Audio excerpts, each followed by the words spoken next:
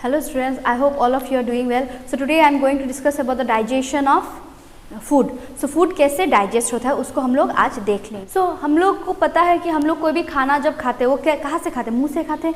मुंह से जब हम लोग खाना कोई भी खाना मुंह से अंदर डालते हैं तो उसके बाद क्या करते हैं, उसको चबाते हैं with the help of our teeth. Teeth के हेल्प से हम लोग उसको चबाते हैं. चबाने का प्रोसेस को हम लोग बोलते हैं मैस्टिकेशन. चबा चबा के उसको क्या बोलते, तोड़ते हैं. तो माउथ, डाइजेशन इन माउथ हम लोग पहले देख लेते हैं. तो डाइजेशन इन माउथ में देख लेते हैं कि क्या क्या होता है. Digestion in mouth. तो डाइजेशन स्टार्ट कहाँ से होता है, माउथ से स्टार्ट होता है. माउथ में जो हम लोग कैसे जो चबाते हैं, खाने को जो चबाते हैं उसको हम लोग बोलते हैं मैकेनिकल डाइजेशन. क्या बोलते हैं, mechanical digestion. So digestion in mouth takes place by mechanical means. फिर चबाने के बाद जो सलाइवा आके मिलता है, सलाइवा में मैंने बताया था एक एंजाइम रहता है जेट इज सलाइवरी एमाइलेज. तो सलाइवा में जो सलाइवरी एमाइलेज आके जब काम करता है, मतलब वो जब खाने को ब्रेक डाउन करता है तो उसको हम लोग बोलेंगे केमिकल ब्रेकडाउन या केमिकल डाइजेशन, बिकॉज अभी खाने का जो केमिकल कॉम्पोजिशन चेंज हो जाएगा. तो क्या क्या होता है माउथ में, माउथ में mechanical digestion as well as chemical digestion होता है. तो केमिकल डाइजेशन में हम लोग देख लेते हैं क्या क्या फर्स्ट डाइजेशन होता है. तो डाइजेशन नंबर ए, अभी मैं डाइजेशन ऑफ कार्बोहाइड्रेट लिख देती हूँ. Digestion of carbohydrate. Approximately 30% digestion of carbohydrate takes place in the mouth. Carbohydrate का 30% डाइजेशन माउथ में ही हो जाता है with the help of salivary amylase. तो हम लोग एक एग्जांपल ले लेते हैं, जैसे कि starch. Starch is a carbohydrate. हम लोग जो चावल खाते हैं वो तो चावल जो है उसमें कार्बोहाइड्रेट है, उसको जो हम लोग उसमें क्या होगा, स्टार्च होगा. लेकिन उसको जो हम लोग चबाएंगे, जब उसको मैकेनिकल डाइजेशन करेंगे तब स्टार्च का कॉम्पोजिशन चेंज नहीं होने वाला. चेंज कब होगा, जब इसमें सलाइवरी एमाइलेज जब एक्ट करेगा. तो starch is broken down into simpler components. पूरा सिंपल नहीं होगा लेकिन थोड़ा स्टार्च बहुत लंबा होगा, बहुत लंबा चेन होगा, उसको थोड़ा ब्रेक डाउन होगा, उसको ब्रेक हो जाएगा with the help of salivary amylase. Salivary amylase will break the starch into maltose. Maltose में स्टार्च को कन्वर्ट कर देगा. Maltose is a disaccharide. Disaccharide, अभी ये चीज़ आप लोग को याद रखना चाहिए. कोई भी केमिकल कंपाउंड के पीछे में अगर लिखा रहे कि सैकेराइड, सैकेराइड का मतलब भी होता है कार्बोहाइड्रेट. तो कार्बोहाइड्रेट सिंपल भी हो सकता है या कम्प्लेक्स भी हो सकता है. तो स्टार्च जो है वो कम्प्लेक्स कार्बोहाइड्रेट है और स्टार्च को तोड़ने के बाद जो बनता है वो मेल्टोज बनता है विच इज़ ए डाइसैकेराइड. मतलब उसमें टू टाइप्स का सिंपल शुगर मिलके ही आपका कार्बोहाइड्रेट स्टार्च बनता है. तो स्टार्च में जो स्टार्च को तोड़ने के बाद जो डाइसैकेराइड बनता है, मतलब उसमें दो टाइप का शुगर होगा विच इज कॉल्ड द मेल्टोज. फिर ये तो था digestion of carbohydrate in mouth. Mouth में और किसी चीज़ का डाइजेशन नहीं होता है, मतलब केमिकल डाइजेशन. मैकेनिकल डाइजेशन तो होता है but chemical digestion of any other material except the carbohydrate doesn't takes place in the mouth. Mouth में सिर्फ कार्बोहाइड्रेट डाइजेशन ही केमिकली होता है which occurs due to the help of salivary amylase secreted by the salivary gland. salivary gland में जो saliva secret है उसी में salivary amylase होता है, वही क्या करता है, स्टार्च को मेल्टोज में कन्वर्ट कर देता है. तो डाइजेशन ऑफ कार्बोहाइड्रेट में इतना ही था. अभी मैं अगर डाइजेशन ऑफ लिपिड्स, प्रोटीन्स बोलने जाऊँ तो no digestion of lipids takes place in the mouth, no digestion of proteins takes place in the mouth. Okay, because कोई भी एंजाइम्स ही नहीं है जो मतलब नो डाइजेशन का मतलब केमिकल डाइजेशन का बात बोल रही हूँ, आप कंफ्यूज मत होइएगा. Chemical digestion of the lipids and chemical digestion of the your protein does not takes place in the mouth. Okay, तो लेकिन बात यह है लिंग्विल लाइपेज करके एक एंजाइम होता है जो कि हम लोग के टंग में कुछ ग्लैंड्स रहता है, उस ग्लैंड से निकलता है लिंग्विल लाइपेज. तो lingual lipase is inactive in the mouth. Mouth पे इनएक्टिव रहता है बिकॉज उसको एक्टिव होने के लिए चाहिए क्या, उसको एक्टिव होने के लिए चाहिए base acidic medium. Acidic medium होने से ही वो एक्टिव हो सकेगा, नहीं तो नहीं होगा। तो हम लोग का जो मुंह का जो पीएच होता है due to the presence of saliva वो अप्रॉक्सीमेटली 6.2 to 7.4 होता है। इसके वजह से लिंगुअल लाइपेज जो मैंने बोला, लिंगुअल लाइपेज ये एक्टिवेट नहीं होता है।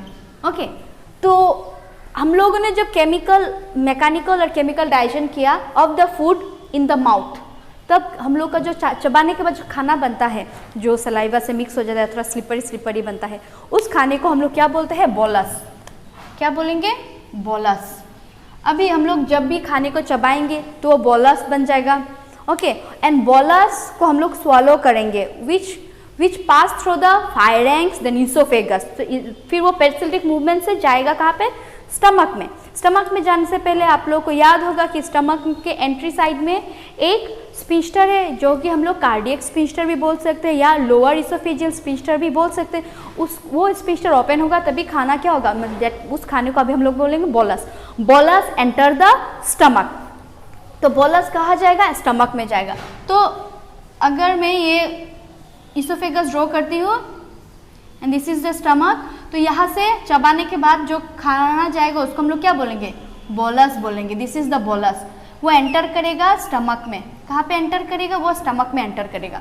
स्टमक में एंटर करने के बाद फिर chemical digestion as well as mechanical digestion takes place. अभी हम लोग डाइजेशन इन स्टमक भी देख लेते हैं। डाइजेशन इन स्टमक, नो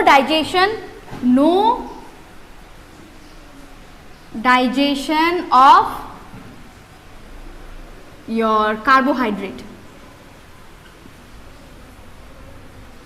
मतलब स्टमक में कार्बोहाइड्रेट डाइजेशन नहीं होता है।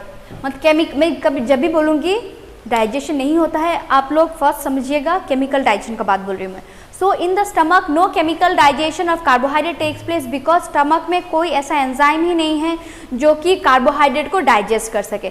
लेकिन स्टमक में क्या होता है? Mechanical as well as chemical digestion होता है, जो churning movement of the stomach का वॉल से। स्टमक का वॉल में क्या होता है? फोल्डिंग्स होता है। मैं अगर इसको स्टमक के वॉल का फोल्डिंग पकड़ूँ तो इस फोल्डिंग में जब मूवमेंट होगा तो खाना क्या होगा? वो मैकेनिकली डाइजेस्ट होगा। जैसे कि अगर यहाँ पे मैं दो फोल्ड ले रही हूँ, इसमें बीच में अगर आ गया कोई भी वो बोलस आएगा, तो बोलस आने के बाद बोलस को क्या करूँगी मैं मतलब स्टमक क्या करेगा? बोलस को मैकेनिकली मूवमेंट करके डाइजेस्ट करेगा। ओके, तो मैकेनिकली डाइजेस्ट जो करेगा, हम लोगों ने बोला था जो मुंह में डाइजेस्ट करेगा, तब हम लोग को खाना को क्या बोलते हैं? बोलस बोलते हैं। अभी खाने को क्या बोलेंगे? Partially digested food in the stomach is the chyme. Partially digested food in the stomach is called the chyme. तो मैंने बोल दिया कि ऑलरेडी कि स्टमक में कार्बोहाइड्रेट डाइजेशन नहीं होता है, लेकिन but lipid digestion as well as protein digestion can takes place in the stomach. तो मैंने पहले लिखा था नंबर 1 में digestion in stomach, sorry digestion in mouth, अभी डाइजेशन इन स्टमक। तो नंबर 1 में मैं डाइजेशन इन स्टमक में डाइजेशन ऑफ प्रोटीन्स कर देती हूँ। डाइजेशन ऑफ प्रोटीन्स कैसे डाइजेस्ट होता है? जैसे कि आप लोगों को पता है कि गैस्ट्रिक ग्लैंड के टाइम में मैंने बताया था pepsinogen is an enzyme secreted by the chief cell. Pepsinogen ऐसा एंजाइम है जो चीफ सेल सेक्रेट करता है। ओके, तो चीफ सेल क्या करता है? वो पेप्सिनोजेन सेक्रेट करता है। पेप्सिनोजेन जो है that is an inactive enzyme. Inactive enzyme है ये। So pepsinogen is an inactive enzyme. Pepsinogen is converted into active form. Active form of pepsinogen is called the pepsin. अब ये एक्टिव फॉर्म में convert हुआ तो कैसे हुआ? Because of the presence of hydrochloric acid HCl. HCl activate the pepsinogen into pepsin. तो ये HCl कहाँ से सेक्रेट होता है? It is secreted by the parietal cells और oxyntic cells of the gastric gland. So HCl के वजह से pepsinogen is converted into pepsin because pepsin को काम करने के लिए हाईली एसिडिक pH चाहिए, approximately 2 pH।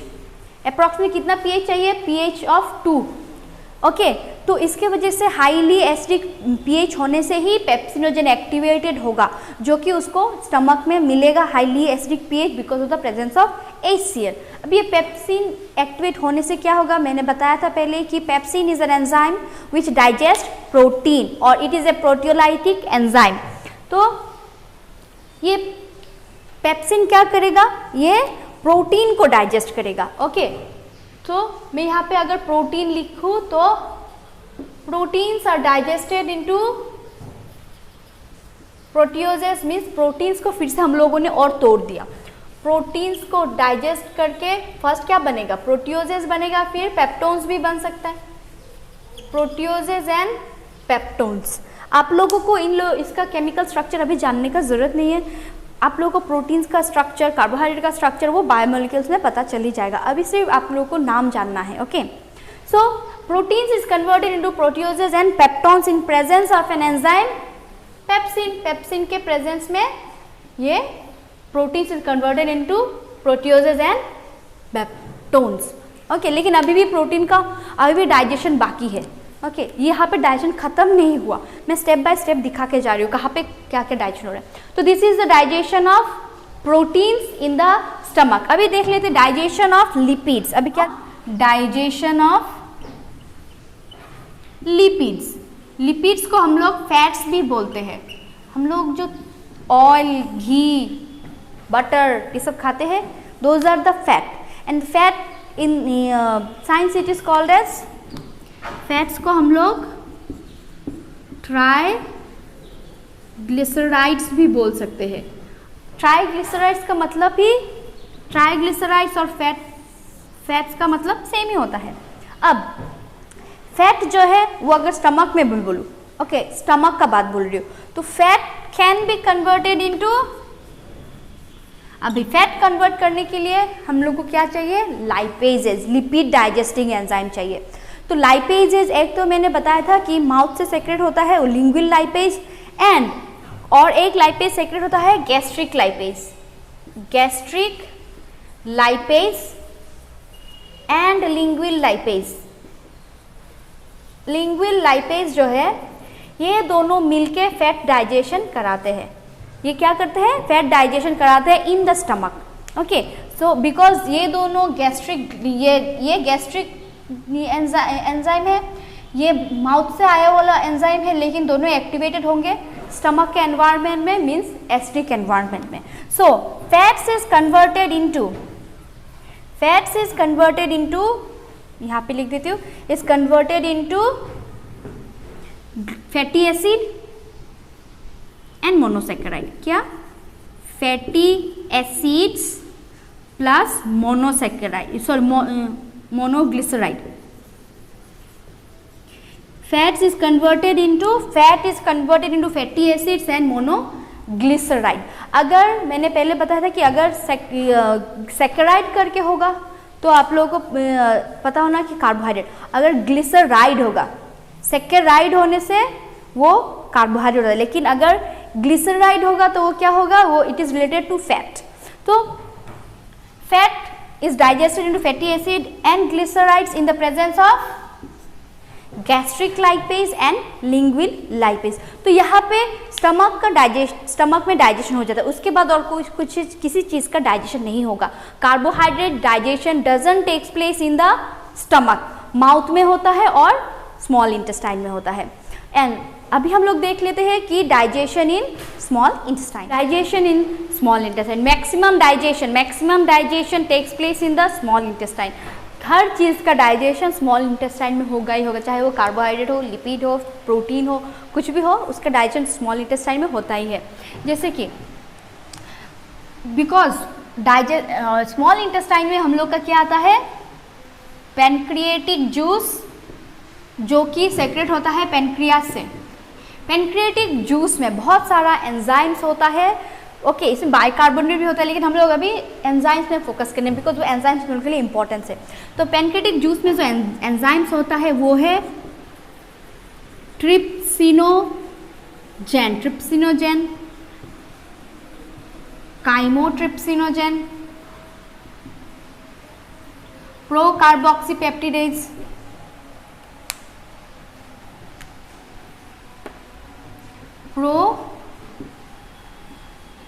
Carboxy peptidase. Then amylase. अभी एमाइलेज जो है वो सलाइवरी ग्लैंड के सलाइवा में भी एमाइलेज था, पेनक्रिएटिक जूस में भी एमाइलेज होता है, दोनों का फंक्शन सेम है, carbohydrate digestion.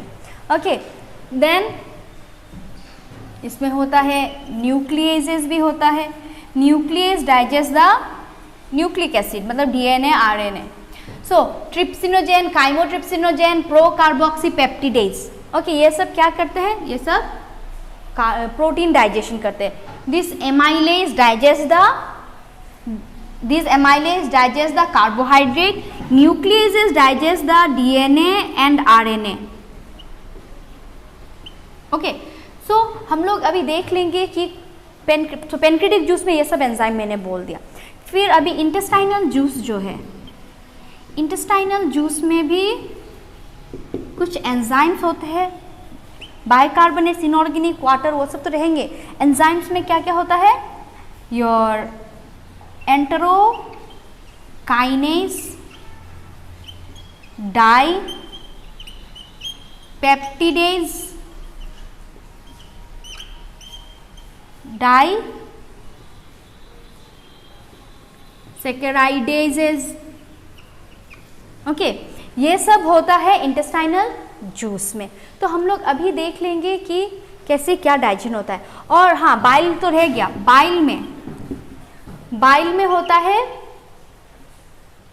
Bile pigment, water लेकिन सब में रहेगा, मैं वाटर नहीं लिखने वाली। तो बाइल में होता है बाइल पिगमेंट्स, जो कि है 2 टाइप्स का pigments, bilirubin and biliverdin biliverdin. ठीक है, फिर बाइल सॉल्ट्स भी होता है, फिर फॉस्फेट्स,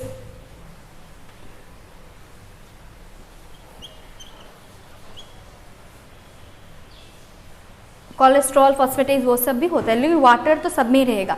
ओके, ये पेनक्रिएटिक जूस, इंटेस्टाइनल जूस, ये बाइल, ये सब का पीएच क्या होता है? Highly alkaline. हाईली नहीं बोलेंगे, मीन्स एल्कलाइन बोलेंगे। जैसे कि पेनक्रिएटिक जूस का पीएच होता है 7 to 8 अप्रॉक्सीमेटली।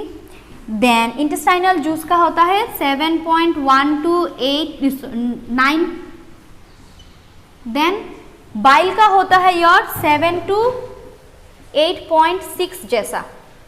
तो ये सब मिलके ये जो जूस है, pancreatic juice, bile, then intestinal juice, ये सब मिलके क्या करते हैं? जब भी खाना जब स्टमक से स्मॉल इंटेस्टाइन में एंटर करता है तो वो एसिडिक मीडियम से एंटर कर रहा है का एसिडिक मीडियम में था, फिर वो एंटर करेगा स्मॉल इंटेस्टाइन में। लेकिन स्मॉल इंटेस्टाइन में वो मीडियम चेंज हो जाता है because of the presence of this juice. तो स्मॉल इंटेस्टाइन का मीडियम अभी एल्कलाइन मीडियम हो जाएगा। इसके वजह से जो एसिड का जो इफेक्ट है, मतलब हार्मफुल इफेक्ट है, वो स्मॉल इंटेस्टाइन में नहीं होगा because of the presence of this juice and of course the mucus layer. तो ये 3 जूस मिलके एसिडिक मीडियम को एल्कलाइन मीडियम में कन्वर्ट कर देते हैं। बिकॉज बहुत सारे एंजाइम्स हैं जो अलग अलग मीडियम में एक्ट करते हैं। जैसे पेप्सिन हम लोगों ने देखा हाईली एसिडिक पीएच में एक्टिव होता है, वैसे ही पेनक्रिएटिक जूस का जो एंजाइम्स है वो भी अल्कलाइन पीएच में एक्टिव होगा। लेकिन वो कब एक्टिवेट होगा? जब वो स्मॉल इंटेस्टाइन में एंटर करेगा।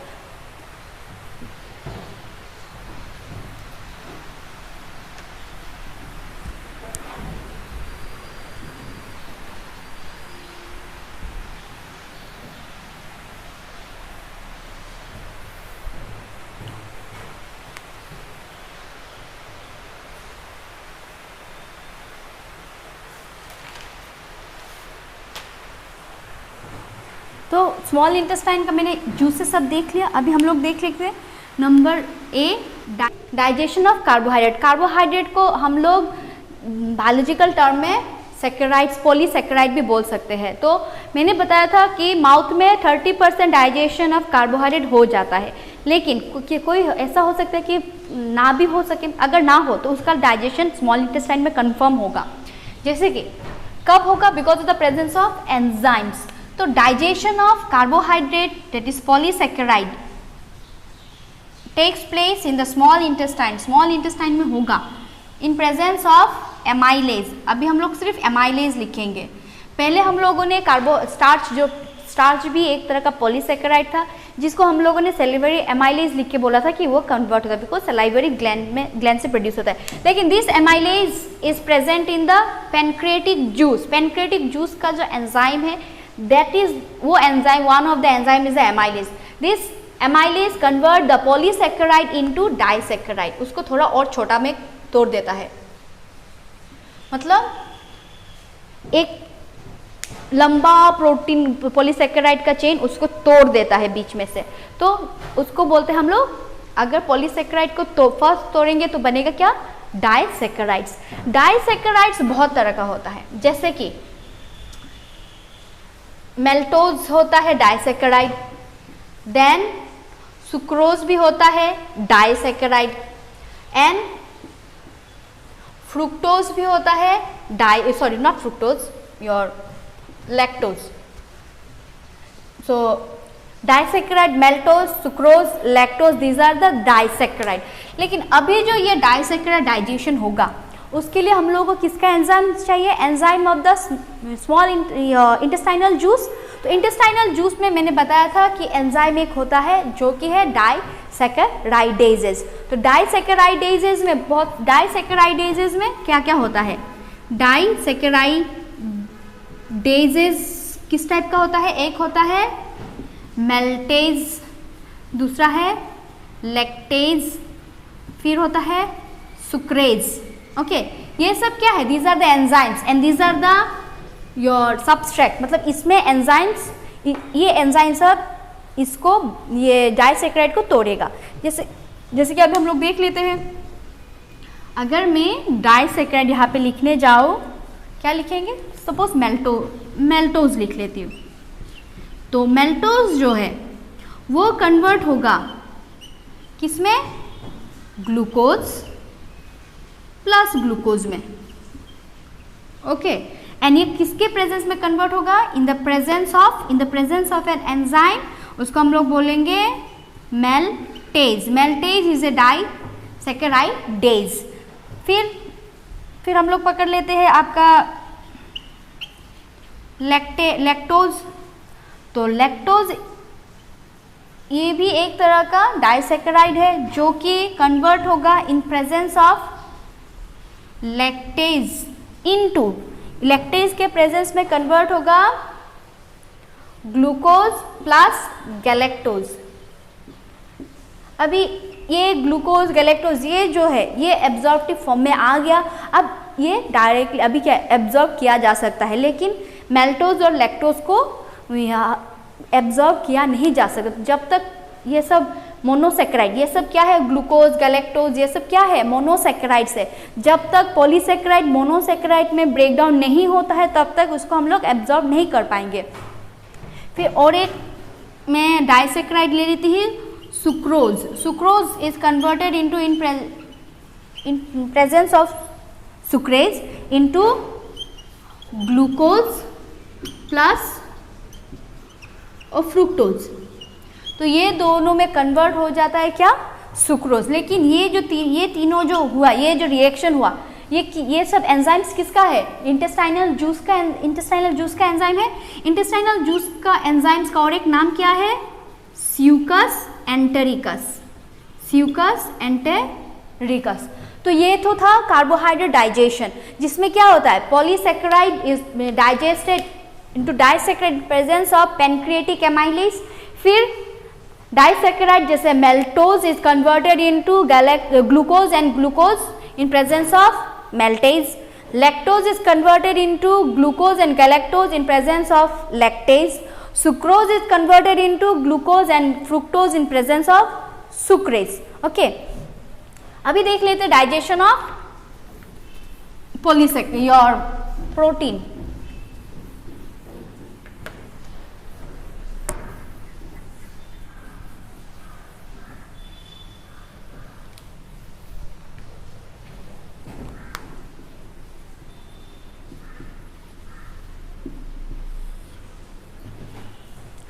अभी हम डाइजेशन ऑफ प्रोटीन, हम लोग को पता है कि प्रोटीन का जो सबसे स्मॉल यूनिट होता है वो है amino acid. Amino acids are the building block of the protein. आप लोगों ने क्लास 10 में पढ़ा होगा। जैसे कि कोई भी बिल्डिंग बनाने के लिए जो ब्रिक लगता है, एक एक ब्रिक मतलब एक एक ब्रिक ज्वाइन करके पूरा वॉल बन जाता है, वैसे ही एक एक एमिनो एसिड ज्वाइन कर करके प्रोटीन बनता है। तो हम लोगों ने स्टमक में देखा था कि protein can be digested into peptones and proteases in presence of peptones and protease में कैसे कन्वर्ट होता है? In presence of pepsin. Okay, फिर ऐसा भी हो सकता है हर कोई प्रोटीन तो स्टमक में डाइजेस्ट नहीं हो सकता, because there are many different kinds of protein. So मैं अगर प्रोटीन का बात बोलूँ, proteins, then peptones, then proteases, all these are digested in the small intestine। ये सब क्या होता है? स्मॉल इंटेस्टाइन में डाइजेस्ट हो जाते हैं इन प्रेजेंस ऑफ ट्रिप्सिन। अच्छा, ये ट्रिप्सिन कहाँ से आया? हम लोगों ने तो पेनक्रेटिक जूस में ट्रिप्सिनोजेन देखा था, ट्रिप्सिन तो नहीं मिला था, तो उसको अभी देख लेते, फिर इस रिएक्शन में आएंगे। जैसे कि क्या था?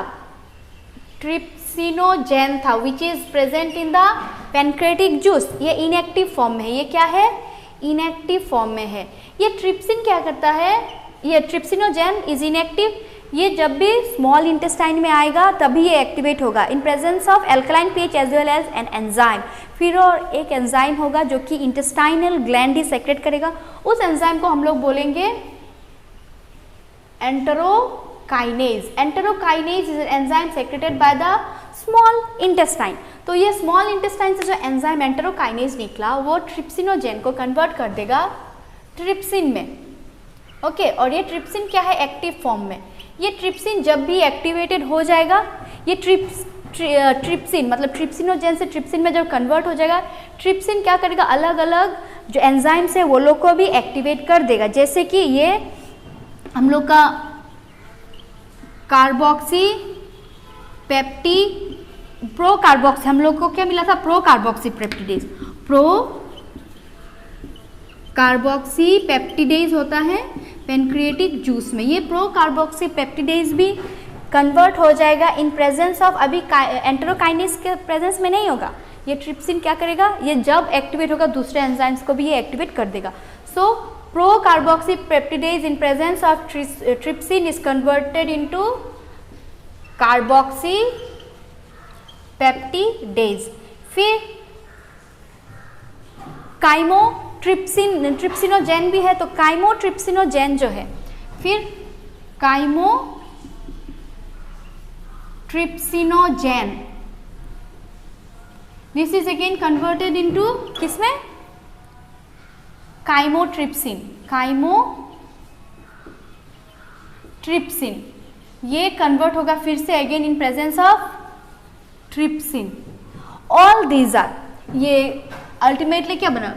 काइमोट्रिप्सिन, ट्रिप्सिन, कार्बोक्सीपेप्टिडेज, ये सब मिलके क्या करता है? प्रोटीन डाइजेशन करता है। So these enzymes are involve in protein digestion. अभी मैं इस रिएक्शन में फिर से आ जाती हूँ। सो आप लोगों को याद रखना है क्या? ये एंजाइम्स का नाम आप लोगों को याद रखना है। तो ये एंजाइम सेक्रेट होता है पेनक्रेटिक जूस से, मतलब पेनक्रियाज इसको बनाता है, लेकिन एक्टिवेट होता है स्मॉल इंटेस्टाइन में जाने के बाद। ओके, तो यहाँ पे मैंने लिखा ट्रिप्सिन, फिर काइमोट्रिप्सिन, फिर कार्बोक्सी पेप्टिडेज। ये क्या करता है? Proteins, peptones and proteoses. Okay, अगर ये प्रोटीन्स होगा तो फर्स्ट में पेप्टोन्स एंड प्रोटीएजेस में ब्रेक होगा, फिर ये peptones and proteoses break down होगा आपका एमिनो एसिड में। क्या में? एमिनो एसिड्स में ब्रेक डाउन हो जाएगा। ओके, तो यही था प्रोटीन डाइजेशन। प्रोटीन डाइजेशन में क्या होता है?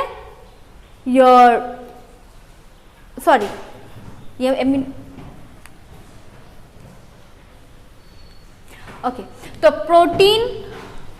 Protein, peptones and proteoses are digested into क्या में कन्वर्ट होता है? डाईपेप्टाइड्स में कन्वर्ट हो जाता है। सो प्रोटीन्स, पेप्टोन्स, प्रोटीएजेज, अगर प्रोटीन्स है फर्स्ट में, प्रोटीन्स अगर है तो प्रोटीन्स फर्स्ट में पेप्टोन्स में कन्वर्ट होगा, फिर ये या तो प्रोटीएज में कन्वर्ट होगा, फिर ये कन्वर्ट होगा डाईपेप्टाइड्स में in presence of trypsin, chymotrypsin और कार्बोक्सीपेप्टिडेज। ओके, ये सब किसका एंजाइम था? These are the pancreatic juice का एंजाइम था जो कि एक्टिवेट हुआ योर स्मॉल इंटेस्टाइन में आने के बाद। लेकिन ये जो डाईपेप्टाइड्स जो बना, डाईपेप्टाइड्स ये कन्वर्ट होगा एमिनो एसिड में। मैंने बताया था कि प्रोटीन जो है it is made of the smallest unit that is the amino acid. Amino acid join कर करके प्रोटीन बनता है। तो अल्टीमेट गोल क्या है कि हम लोग को डाइजेशन करके एमिनो एसिड आना चाहिए। तो डाईपेप्टाइड्स क्या हुए, कन्वर्ट हो जाएगा एमिनो एसिड्स में कन्वर्ट हो जाएगा in presence of dipeptidase. In presence of dipeptidase amino acid is converted into dipeptidase is converted into amino acids in presence of dipeptidase। ये dipeptidase कहाँ से आया? Succus entericus, मतलब इंटेस्टाइनल जूस से। तो यह था प्रोटीन डाइजेशन। अभी हम लोग lipid digestion of lipids. Lipids digestion के टाइम में थोड़ा हम लोग को थोड़ा लंबा प्रोसेस हो जाएगा, जैसे कि योर फैट जो है वो तो कन्वर्ट होगा, लेकिन फैट से कन्वर्ट होने से पहले हम लोग को क्या चाहिए? फैट डाइजेस्टिंग एंजाइम जो कि है लाइपेजेस। लाइपेज एंजाइम ये इनएक्टिव रहेगा। फर्स्ट में ये क्या रहेगा जब बनेगा? That one is inactive. लेकिन बाइल जो सेक्रेट होता है लीवर से, अभी बाइल का काम आ गया। बाइल जो है वो क्या करता है? लाइपेजेस को कन्वर्ट कर देता, मतलब एक्टिवेट कर देता है। तो ये भी लाइपेजेस बोलेंगे, लेकिन ये अभी एक्टिव फॉर्म में आ गया because of the presence of bile. And so lipase activate हो गया। अभी बाइल सिर्फ इतना ही नहीं करता, बाइल क्या करता है? फैट को इमल्सिफिकेशन भी कराता है। फैट इज ब्रोकन डाउन, ये भी इमल्सिफिकेशन कराता है। इमल्सिफिकेशन मतलब फैट का सपोज ये फैट का एक बड़ा सा ग्लोब्यूल्स है, तो this is fat globules. Okay, फिर ये फैट ग्लोब्यूल्स जो है वो कन्वर्ट हो जाएगा in presence of bile into fat droplets, या हम लोग इसको बोलेंगे, क्या बोलेंगे? Emulsified droplets. ओके, तो अभी ऐसा अगर हो गया फैट में, तो इसको डाइजेशन करने में क्या होगा? इजी हो जाएगा। ये क्या हो जाएगा? फैट ड्रॉपलेट्स बन जाएगा and it is easy to digest. ये क्या बन जाएगा? इजी टू डाइजेस्ट हो जाएगा। ओके, तो इमल्सिफिकेशन करने के बाद क्या होता है? फैट थोड़ा ऐसे ग्लोब्यूलर फॉर्म में आ जाता है। अभी हम लोग देख लेंगे कि फैट जब इमल्सिफिकेशन हो गया, अभी फैट का केमिकल डाइजेशन बाकी है। ये तो क्या हुआ? फिजिकल डाइजेशन हुआ, मतलब ये बहुत बड़ा था, इसको जो छोटा किया। तो फैट का अभी हम लोग देख लेंगे कि ये केमिकली कैसे डाइजेस्ट होगा। Fat is first converted into diglyceride. किसमें कन्वर्ट होता है? Diglyceride in presence of lipases. फिर डाइग्लिसराइड जो है ये अगेन कन्वर्ट होता है आपका मोनोग्लिसराइड में। किसमें? मोनोग्लिसराइड में in presence of again lipases. Okay, in presence of again lipases. फिर ये मोनोग्लिसराइड जो है वो ब्रेक डाउन होता है आपका फैटी एसिड्स प्लस ग्लिसरॉल में in presence of again lipases. All these are taking place in the intestine. Okay, ये बाइल आया लीवर से, ये लाइपेजेस आया आपका पेनक्रेटिक जूस में, फिर लाइपेजेस इंटेस्टाइन भी सेक्रेट करता है। तो अल्टीमेटली क्या हुआ?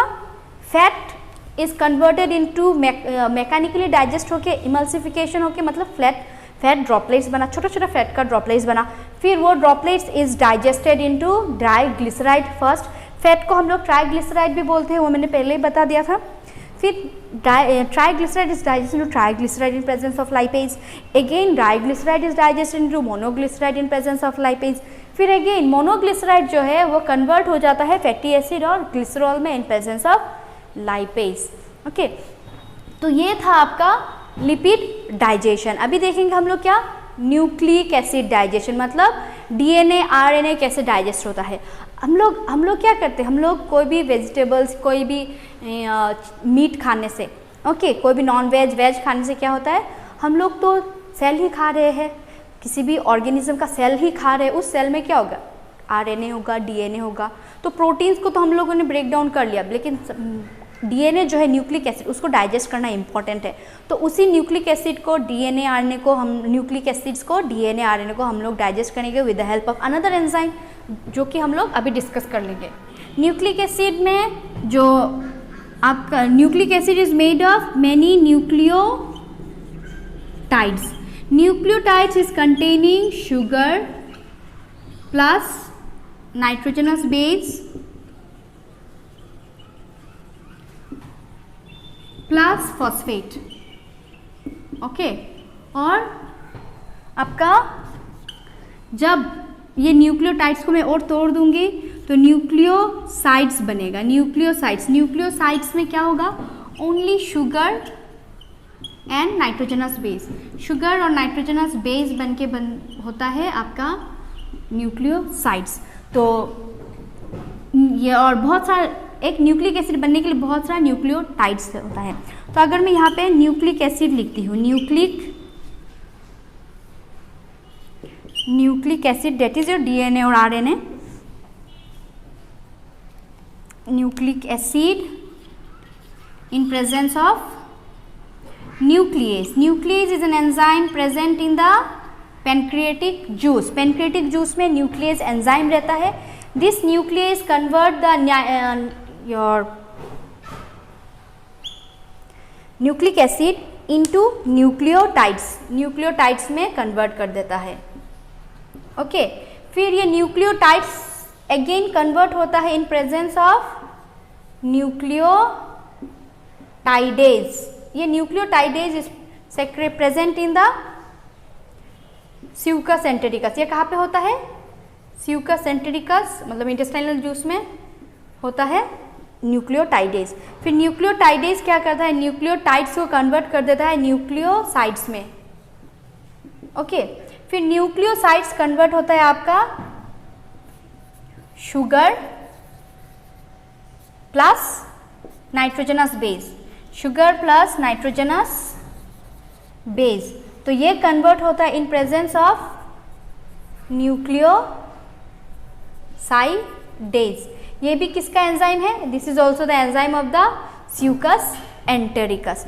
तो ये था आपका कंप्लीट डाइजेशन ऑफ फूड. तो हम लोगों ने क्या देखा, डाइजेशन इन माउथ में देखा था कि कार्बोहाइड्रेट 30% डाइजेशन हो जाता है in presence of salivary amylase and mechanical chemical digestion भी होता है. लेकिन केमिकल डाइजेशन होता है कार्बोहाइड्रेट ओनली टेक्स प्लेस, बाकी किसी का डाइजेशन नहीं होता है. फिर स्टमक में मैकेनिकल केमिकल डाइजेशन दोनों ही होता है, लेकिन chemical digestion of the proteins and lipids takes place in the stomach. Carbohydrate का केमिकल डाइजेशन नहीं होता है. फिर स्मॉल इंटेस्टाइन में सबसे ज़्यादा डाइजेशन होता है.